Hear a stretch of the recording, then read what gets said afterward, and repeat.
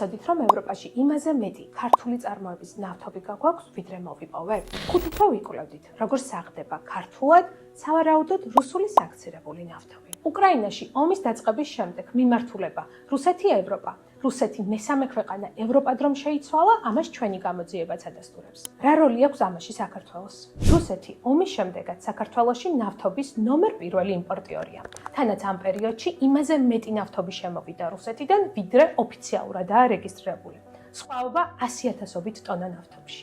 ამ ფონზე ევროპაში ნავთობის ექსპორტი 15-ჯერ გავზარდეთ.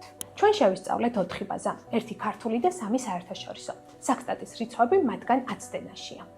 ერთ მაგალითს მოგიყვებით. 2023-24 წლებში 49 მილიონი ევროს 99,000 ტონა ნავთობი შევიდა ესპანეთში, როგორც ქართული წარმოების. ამას ადასტურებს საერთაშორისო ბაზებიც და ესპანეთით ჩვენთან მიმოწერისას.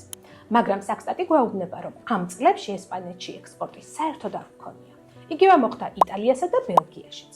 გაინტერესებთ, როგორ იყენებს რუსეთი საქართველოს ტერიტორიას სანქციებიდან თავის ასარიდებლად? მაშინ წაიკითხეთ ჩვენი გამოძიება.